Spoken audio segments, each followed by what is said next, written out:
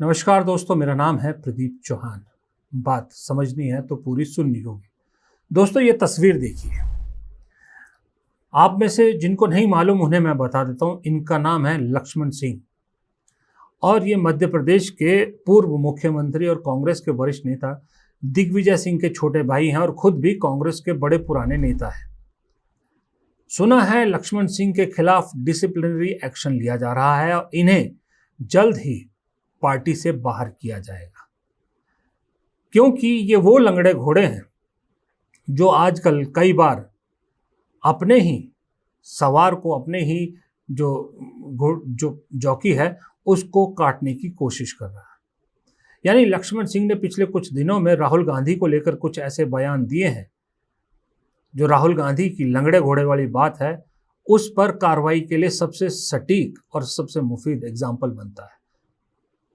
तो लक्ष्मण सिंह को बाहर करना सिर्फ लक्ष्मण सिंह को बाहर करना नहीं है, यह संदेश है उन सभी लोगों के लिए जिन्हें राहुल गांधी लंगड़ा घोड़ा समझते हैं।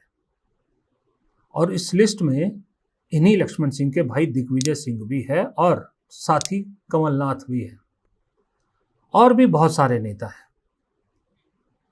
अभी 2 दिन पहले राहुल गांधी चंडीगढ़ गए थे, हरियाणा में नेताओं से मुलाकात की थी, हरियाणा कांग्रेस के नेताओं से। जो वहां पर हुआ वो अपने आप में एक अद्भुत कहानी है।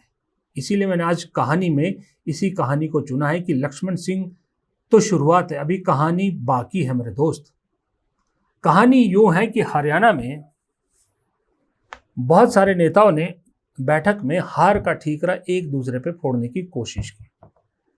वो चाहे शैलजा हो, चाहे भूपिंदर सिंह हुड्डा हो, सब ने ब्लेम गेम करना शुरू किया। अल्टीमेटली बात आई कि संगठन कमजोर है, संगठन को लेकर कुछ नहीं हो रहा।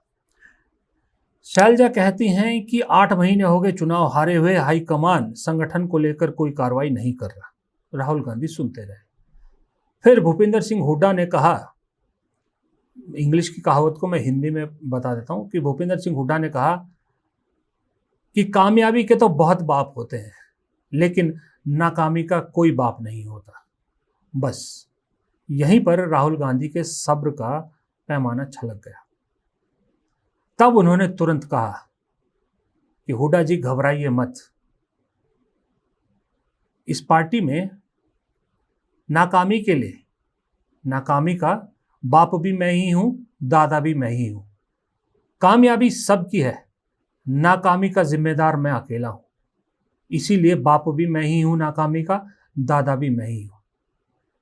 अब भूपिंदर सिंह हुड्डा जो 2 बार मुख्यमंत्री रहे हैं, वो 68 साल के करीब उनकी उम्र है, 68 या 72 साल उम्र है उनकी, जिन्होंने ऐलान किया था चुनाव में कि मेरा आखिरी चुनाव है, उन्हें इससे ज्यादा क्या सुनाया जा सकता है? शैलजा जैसे लीडर को इससे ज्यादा साफ साफ तौर पे क्या कहा जा सकता है कि पार्टी का सबसे बड़ा नेता कह रहा है, पार्टी का सबसे बड़ा चेहरा कह रहा है कि भाई जब भी हार हो मेरी जिम्मेदारी। खुलेआम कह रहा है हार के लिए मैं जिम्मेदारी, लेकिन बंधुओं कभी जीत भी तो लो। जीत की कामयाबी तुम्हें मुबारक, जीत का सेहरा तुम्हें मुबारक। मुझे जीत का श्रेय नहीं चाहिए, लेकिन कम से कम मेरे लिए नहीं तो अपने लिए जीत लो। पार्टी के लिए नहीं, अपने लिए जीत लो, लेकिन जीतो तो सही।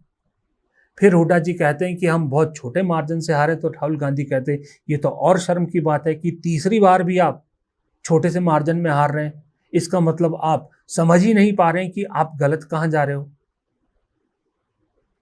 और हैरानी उन्हें तब हुई, शायद राहुल गांधी का जो सब्र का पैमाना तब गिरा कि चुनाव में, विधानसभा चुनाव में खुला हाथ भूपिंदर सिंह हुड्डा को दिया था। उसके बावजूद वो शिकायत करते हैं शैलजा कोप भवन में बैठ गई थी और उनकी वजह से कम 10 से 12 सीटों पर नुकसान हुआ, जो उन्होंने चुनाव के दौरान बयान दिया और जिस तरह से वो कोप भवन में बैठ गई थी। उसके बावजूद अपनी गलती ना मानकर हाईकमान पर उंगली उठा रही हैं। ऐसे नेता, इनको लंगड़े घोड़े ना कहें तो क्या कहें, ऐसे नेताओं को बाहर का रास्ता ना दिखाएं तो क्या करें? आपको लगता है भूपिंदर सिंह हुड्डा आज कांग्रेस छोड़ दें तो बीजेपी उन्हें हाथों हाथ ले लेगी या बीजेपी में बहुत कुछ मिलने वाला? तीसरी बार की सरकार बनी है, एक दो दिन खूब हल्ला मचाएगी बीजेपी, एक दो दिन स्वागत करेगी हुड्डा जी का पार्टी में, लेकिन जिस दिन हुड्डा जी ने पार्टी ज्वाइन कर ली या शैलजा ने पार्टी ज्वाइन कर ली, तो अशोक चौहान का हाल देख लीजिए। अशोक चौहान महाराष्ट्र में पूर्व मुख्यमंत्री थे, जब बीजेपी में गए 2 दिन खूब ढोल पीटा। आज अशोक चौहान कहाँ है? 2024 के लोकसभा चुनाव जीतने के बाद जो संसद में जो बैठक हुई थी एनडीए में, वो तस्वीरें मत भूलिएगा जहां पर मोदी जी ने अशोक चौहान जी को बिल्कुल इग्नोर कर दिया था, हाथ तक नहीं मिलाया था उनसे। ये सबक पूरे कांग्रेसियों को है, ये सबक सबके लिए है। ये सबक आज की डेट में जो ये स्लीपर सेल या जो लंगड़े घोड़े जिनको कह रहे हैं, अब नया नाम दे दिया है, उन सब के लिए एक कंपकपी पैदा करने वाला है, क्योंकि उनके पास ऑप्शन ही कोई नहीं है।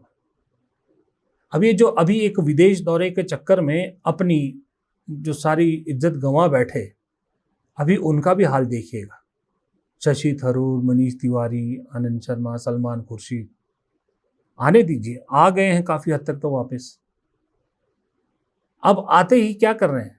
आते ही अपनी सफाइयां पेश कर रहे हैं। सलमान खुर्शीद ने आते ही कैसे पासा पलटा, कैसे पल्ला झाड़ा अपने आप से और कैसे फिर से कांग्रेसी हो गए, ये आपने देखा। शशि थरूर भी यही करेंगे। शशि थरूर कहने लगे कि भाई मैं क्यों बीजेपी में जाऊंगा, मेरी तो अभी 4 साल का टेन्योर बाकी है एज एन एमपी। मतलब साफ साफ कह रहे हैं कि बीजेपी में मेरा कोई इंटरेस्ट नहीं है, कांग्रेस को फिलर दे रहे हैं। मनीष तिवारी भी ऐसी ही बातें कर रहे हैं। पता लग गया है इन्हें कि अब वो डराने, धमकाने, प्रेशराइज करने वाली कांग्रेस नहीं है। अब आर्या पार की मोड़ में कांग्रेस हाईकमान आ चुकी है। और मल्लिकार्जुन खड़गे, सही में बताऊं, इस वक्त बैठकर खूब सही तरीके से तमाशा देख रहे हैं और वो इंजॉय कर रहे हैं, क्योंकि काम सही हो रहा है। इसलिए वो बाकायदा खुली छूट राहुल गांधी को दे रखी है। वरना आप सोचिए, चाहे भोपाल जाना हो, चाहे चंडीगढ़ जाना हो, चाहे पटना जाना हो, चाहे कहीं जाना हो, राहुल गांधी क्यों जाएंगे? राहुल गांधी तो किसी पद में नहीं है, ना वो अध्यक्ष है ना कुछ और है। अध्यक्ष तो मल्लिकार्जुन खड़गे हैं, लेकिन राहुल गांधी जा रहे हैं क्योंकि मल्लिकार्जुन खड़गे की तरफ से फ्री हैंड उन्हें है। इसीलिए राहुल गांधी ने अपने लंगड़े घोड़ों के साथ साथ सामने जो लंगड़े घोड़े हैं ना, उन पे भी निशाना बनाना शुरू कर दिया। मैंने कल भी बताया था कि किस तरह से अब नीतीश कुमार राहुल गांधी के निशाने पर आ गए। अभी तक आपने देखा होगा मोदी जी के साथ बहुत सारे रीजनल लीडर हैं। एक बार मुझे याद है, वो हिमंता बिस्वा शर्मा के बारे में उन्होंने कहा था कि सबसे भ्रष्ट मुख्यमंत्री है इस देश के। उसके बाद उन्होंने किसी रीजनल लीडर को निशाना नहीं बनाया। अब नीतीश कुमार निशाने पे आ गए। नीतीश कुमार को लेकर उन्होंने जो ट्वीट भी किया था, उसके बाद कल बिहार जब गए थे तो साफ साफ कहा कि नीतीश कुमार ने इस प्रदेश में जंगल राज लाकर रख दिया है बीजेपी के साथ मिलकर। इसको हम सत्य, न्याय और अहिंसा की जमीन कह सकते हैं। बिहार को कह सकते हैं ना। और नया डेफिनेशन दिया है 21वीं सदी का। पुराना डेफिनेशन सत्य, न्याय और अहिंसा की जमीन, नया definition crime capital of India, Bihar. तो देखिए कहां से कहां पहुंच गए आप लोग। भैया शुरुआत कहां हुई, आपकी सोच कहां कहां पहुंची। आजकल जापान की बात होती है, कोरिया की बात होती है, चाइना की बात होती है, वियतनाम की बात होती है, मगर उनका जो सोचने का आर्किटेक्चर है वो कहां से आया, वो आप लोगों ने दिया। यहां से, बिहार से सोच गई थी। तिब्बत, श्रीलंका,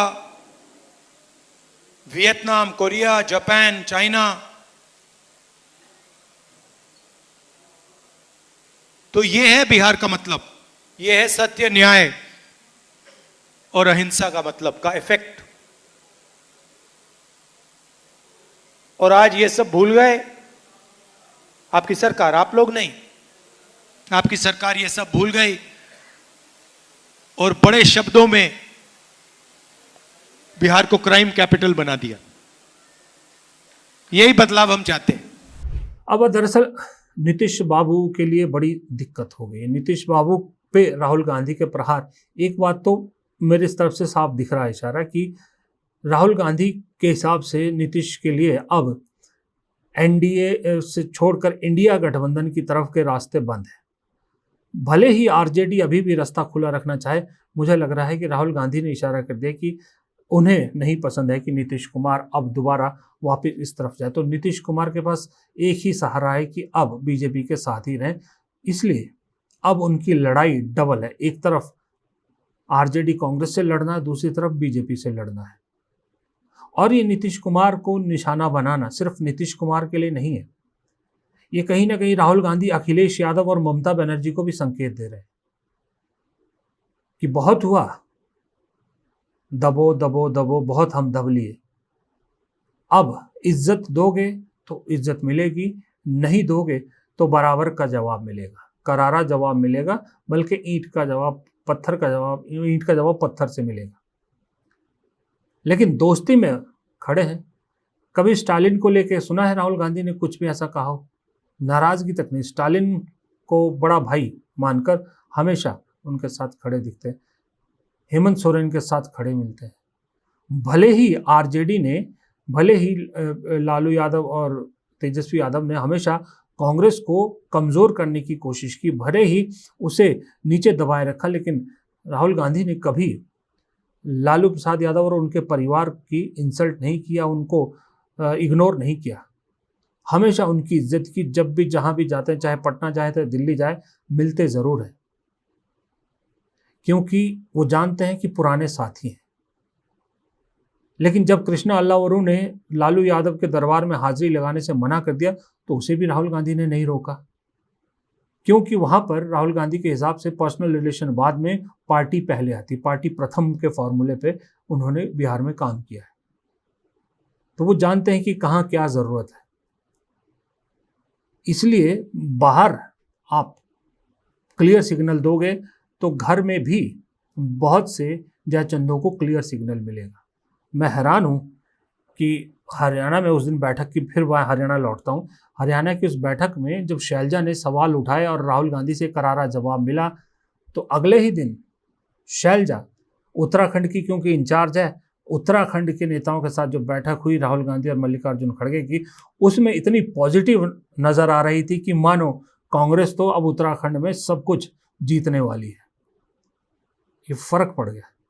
शैलजा जी भी लाइटली ले रही थी, उन्हें लग रहा था कि मैं गांधी परिवार की नज़दीकी हूँ, ये जो लंगड़े घोड़े, बारात के घोड़े, रेस के घोड़े वाला मुझ पे लागू नहीं होता। लेकिन राहुल गांधी ने साफ कर दिया कि फॉर्मूला तो फॉर्मूला है, लागू होगा तो सब पे होगा, पार्टी प्रथम, पारिवारिक रिश्ते बाद में। फिलहाल इस कहानी को यहीं ख़त्म करते हैं। प्रदीप चौहान को दीजिए इजाज़त। नमस्कार।